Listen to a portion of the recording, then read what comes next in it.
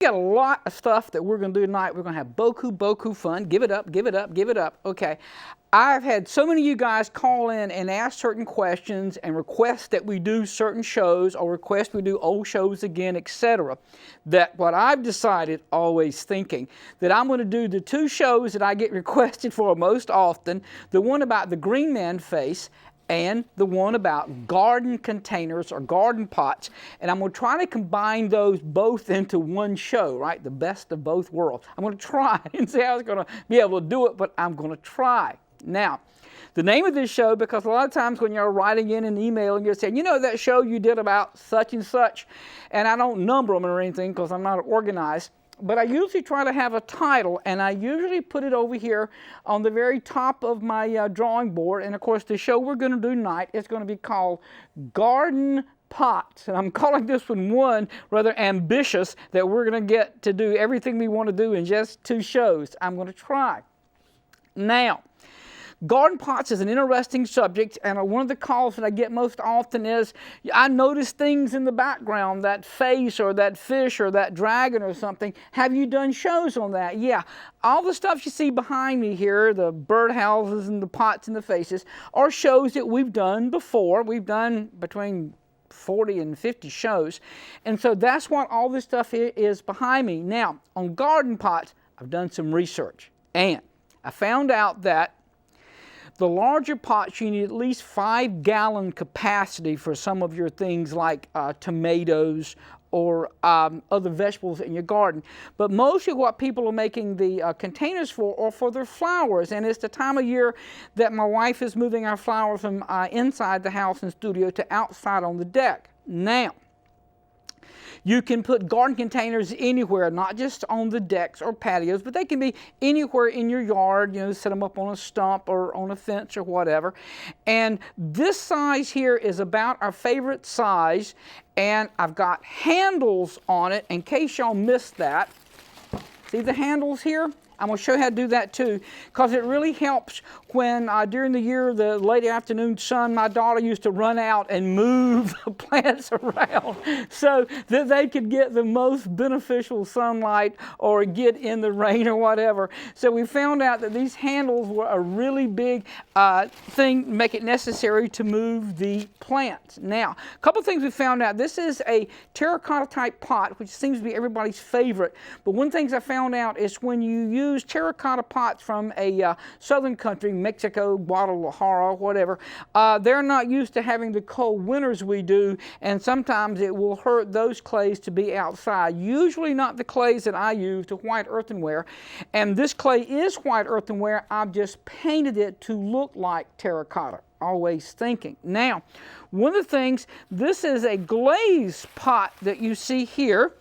All right, I may have to move this plant out of it, and on a close-up you will see the shiny glaze surface. I have a little gecko that's hidden here in the plants. On the glaze, and some of the ladies and potters and gardeners that ask me for pots, they're very specific. They want the pots glazed or they want them painted. The glaze will hold water more and they're stronger. So some people like to water the plant and the glaze holds the water in so they don't have to water it so often. Other people that put their plants outside in the weather, and the nice little pot that I have over here to my right or to my left, we leave them outside. They get the natural sunlight and rain, and they prefer that they not be glazed. Now this one is glazed. You see it nice and shiny. I'm going to move it back over here. But my wife did some research for me and found out, hopefully I can lay my hands on it, that if you want that natural patina, I love that word, patina. Love the word natural too. All right. This is one we brought in. I stole all these pots from my wife's garden. I don't think, she doesn't watch this show. She won't know. Okay. Yes, she does. I'll tease her again. You see the natural patina on here? This green. All right, this pot wasn't painted. It's a white earthenware, and we've had it for a year or two. And the natural faux mold and fungus. Faux foal and fungus, mold and fungus. Okay, I've got a new word for it, foal, all right? The natural patina here is from the mold and fungus, and I love it, all right? It's that natural earthen look. And one of the books on gardening said that you can dip this in water and increase the chance that this green patina will grow. So this is unpainted here in the natural fungus and mold. Hard word, a little dyslexia kicking in here. It is pretty though, isn't it? I love that. This one is painted, so with the one on my left and right, and the one that I brought down for you had glaze on it. All right. Meanwhile, as all good teachers do, we start at the beginning and we have a plan. Our plan is to make a square container like you saw on the beginning of the show, and I'm going to tell you how to do it. All right, over here on my number 1 garden pots, it says number 1 is a slab, number 2 is to shape the slabs, and number 3 is to assemble the slabs. And the tools and materials that I'm going to need, I have them laid out right here, because that's another thing when you guys email me. You'll say, I tuned in late and I didn't know what tools to use or what materials. And so I try to repeat myself several times in the course of the show. Of course, if you have a question, just we'll run the numbers later. Just shoot us an email and we'll try to answer your questions. Now, step 1, we have to start in the beginning. So we start out, clay is our material. And as I've mentioned many times, I use lots of types of clay. I use porcelain and stoneware and terracotta. But the clay I use most often is the clay that I have before you, and it is called white earthenware. Now, clay is we're going to be editing a lot here. All right. Clay comes in stages. This stage here is called wet, where I'm easily able to take this wire and cut through it, path of least resistance, and I cut off a little slab of clay. And I've done this many times before, and I kind of know the amount of clay that I'm going to need. And what I'm going to do now is I'm going to work this clay and get it about the thickness of a slice of white bread. About a ½ inch or so. I use that term, I'm very repetitious, and I use that term a lot. And I ran into a fellow recently that said he watched the show with his children. They're all interested in pottery and sculpting. And when I start to say about this thick, they will all kind of mimic and say it with me, a slice of white bread. And they wonder, why do you use that term so much? Most of my students are visual learners and visual thinker. They think in pictures, not words. So instead of saying mathematical, an inch or 50 centimeters or something, a left-brained person that's into math and logic and numbers and verbal would relate to that. But the visual thinkers, they like for you to use visual instructions because they think in pictures, not words. I love Einstein is one of my favorite philosophers. I appreciate his philosophy more than I appreciate his math because I don't understand math very much. And Einstein said a lot of brilliant philosophical things. And one of my favorite quote by Einstein was that words have nothing to do with my thought process. He thinks in pictures like I do. That's the one thing Einstein and I have in common. And the other thing he said, which is my mantra, and I have this up in the studio, is, I love this one. This is Einstein now, not Joe Rock, Einstein. He said, imagination is more important than knowledge. I love that. He said, several right-brain people have said, and I like this one, I don't need computers. They only give me answers. And see, the important thing is for an artist that you be creative. Without creativity, we will just hold still as far as a society, or we will go backwards. We need that right-brain person that has original ideas. All right. While I was boring you with all these stories, I have taken the slab and I've worked it into about this thickness. Now, I use the word about. I will need to lay the slab on wood, like this piece of wood here, and I would shape it using the appropriate tool. Now, I work a lot with children in the public schools and homeschools and so forth, and I use popsicle sticks to cut with, or very, very politically correct tools. that have no edge or no point. This is a #1 clay tool. They sell it in all art supply stores, and it's called a fettling knife. I just recently found out what fettling meant.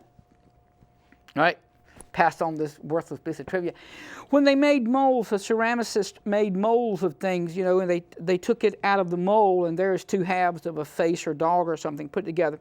Around the edges of the mold, little bits of clay would come out. It's called fettle, and the fettling knife would clean the edges of the mold, and it became a very useful tool.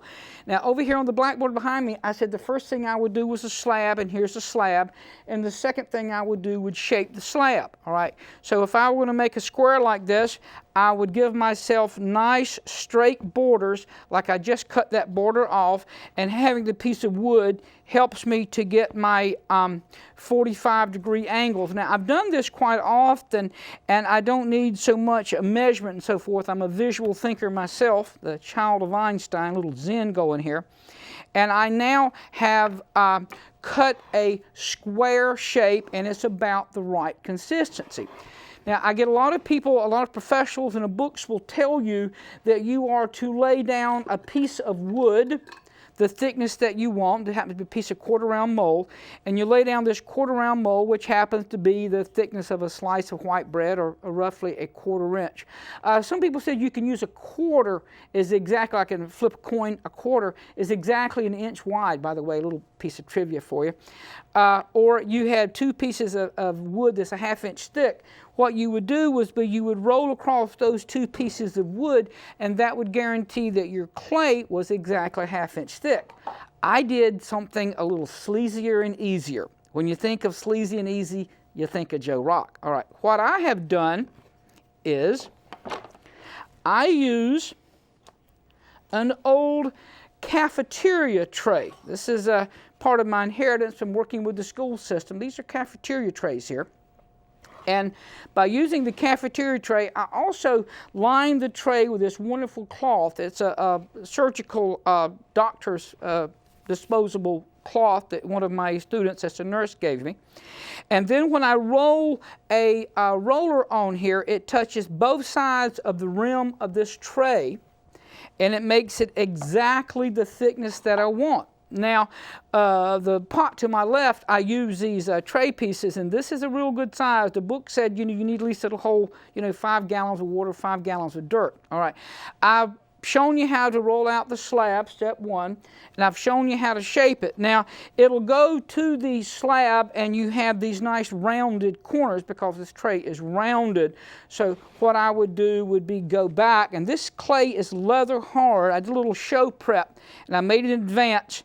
And it cuts off really easy because of the cloth. It's a nice consistency, and it'll almost stand up, where the wet clay that I just showed you earlier would not. All right, I know there are products on television now that you can use to make things stiffer, but I didn't add any into my clay. So what I did was I did this a day in advance. And I'm now at step 2, I'm shaping it. I'm using the fettling knife here, which has no sharp edge or point. And all this scrap clay, by the way, I get asked about that. I will put it in a large 5-pound bucket, add a little moisture, and then I will later rework it, reconstitute it, nice big word there, and I'll be able to make another product. Clay never wears out like tires or fan belts or windshield wipers. It can always, as long as it's not been fired, it can be reconstituted. It's a neat word, reconstituted. Okay. Should register for a political party. Now, I've shaped it. I'm going to do a little simple math in my head. I'm going to make a rectangular pot, but I could make a square pot or pyramid or any other shape. And a lot of the research said that you want the opening on the top of the pot to be as big as is possible because of putting your plants in. And it's also good to have the opening in the top of your pots. And of course, we have round ones and square ones today, so that the little containers that you get from wherever you buy your plants will just drop right down inside, and it'll simplify things a little bit. All right, I've got the square. Now we're moving into the assembly situation. Now, I may decide to use this clay. I'm reconstituting. I've had so many of you guys call in and ask certain questions, and I've request that we do certain shows, or request we do old shows. As I mentioned to you earlier, that what I've decided, always thinking that I'm going to do the two shows that I get requested for most often. I'm the one about the green man face and the one about garden containers or garden pots. And I want the wettest one to combine those both into one show. I'm feeling these two. They're feeling pretty workable. That was nice. Yeah, we'll do it, but I'm going to try. Okay.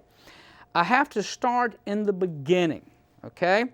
Now we just made this one here together. I'm going to let this be my bottom. So basically we're talking about a 1, 2, 3, 4, 5-sided figure. If it's a perfect cube, it would have 6 sides, of course, right?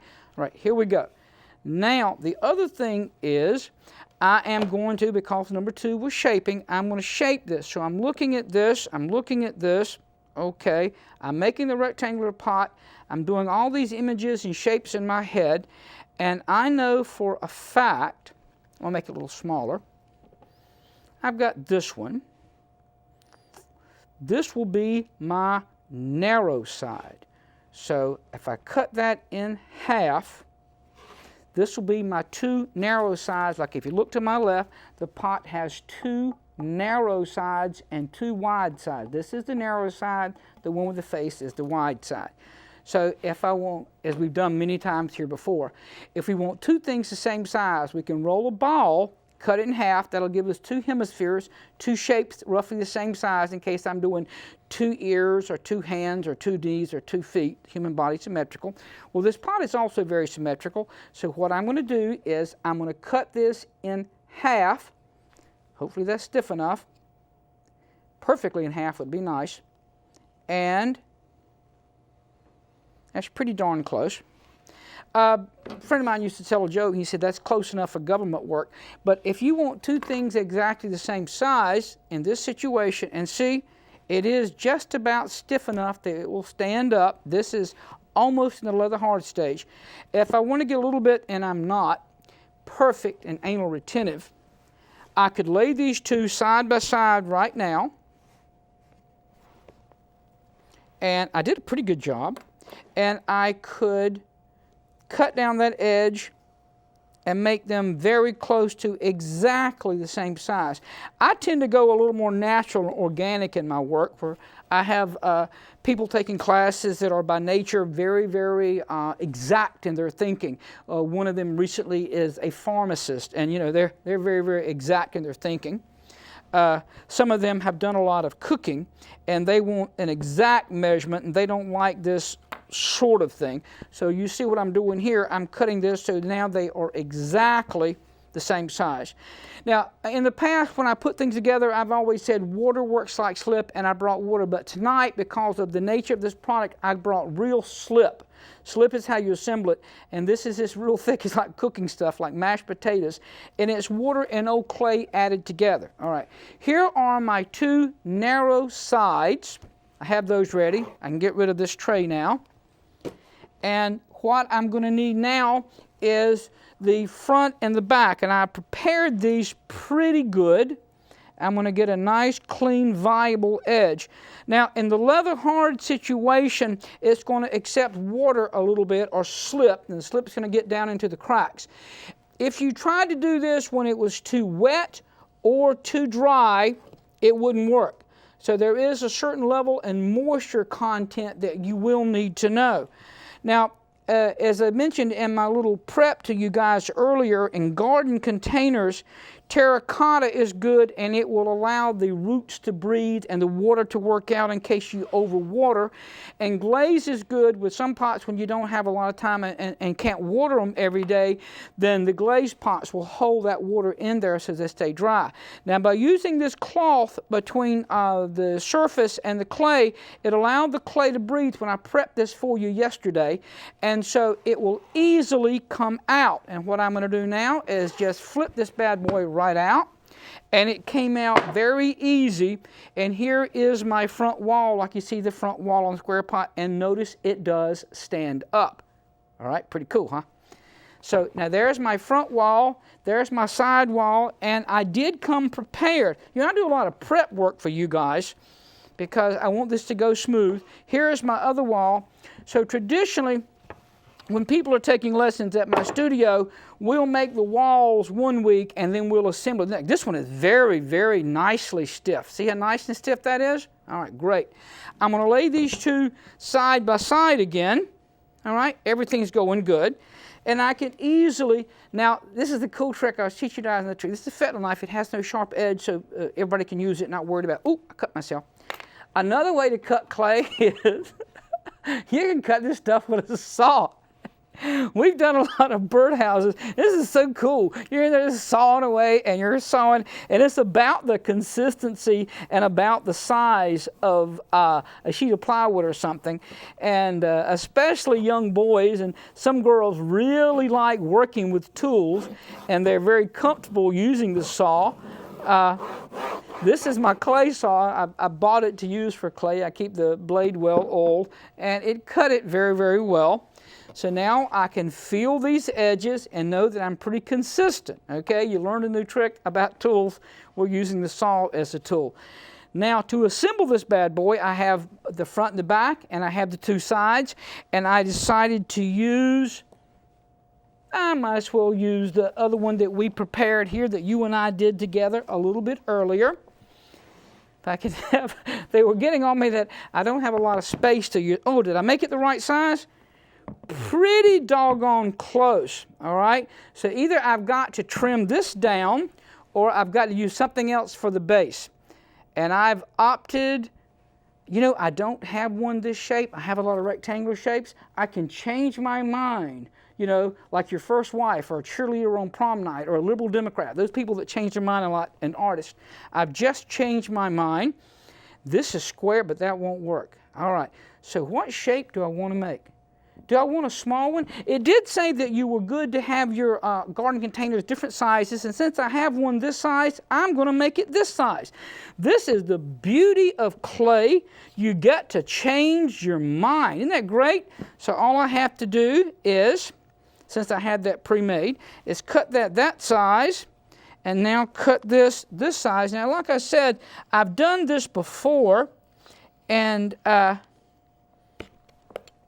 so I'm able to answer your questions about this, and what I will quite often do is I'll save all these little bits of clay and make another project. The birdhouses and things are made this way, all right? I've now changed my mind, and I'm going to make it that size, all right? Perfect. So now, next thing I'm going to teach you, and we do this every week, when you put two pieces of clay together, like a brick mason putting cement between two bricks, we score and slip, and to score and slip, I use the fork, and I scratch up this surface. All right, this is called scoring, and this time we're actually going to use real slip, which is this thicker conglomerate here, and I'm putting it there, and don't forget to score and slip every surface. All right, you can't get in a hurry and forget something. I think I'll use the stiffer one to start with to make life easy. This is the stiffer one. I'm going to score the bottom edge, and I'm going to score the side. All right, I'm going to put slip on both surfaces. This is my slip, and now this is the one that I'm going to put with it. This is the stiffer one. Score the bottom edge. You have to decide which surface butts into which surface. And now this is, I got to visually imagine this. This is going to stick here. So I score it, and I slip it, and here I go. Let's see if this works, guys. All right, there we go. Here we go. Now, oh boy, I use, this is when you need an extra hand. It should stick relatively quickly. The tool that I'm going to use now is called the paddle. All right. And quite often, if I do this right, the clay is going to pop out of there and hit me in the face. Luckily, I'm not a cleanliness freak or anything. All right. Now, guys, I'm not complaining, but I'm doing this upside down backwards, which is a bit of a challenge.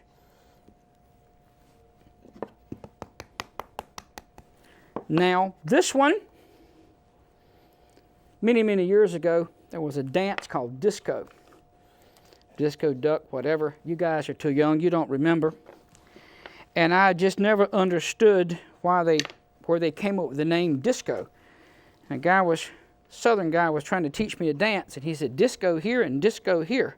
And that was where the word came from. Well, right now we're doing some dancing here, and we're doing disco. Disco here, disco here. This is needing the extra hand. Now this needs to be stiff enough that it'll stand up, and it is standing up, okay? It's squared up. Everything is actually working pretty good, all right?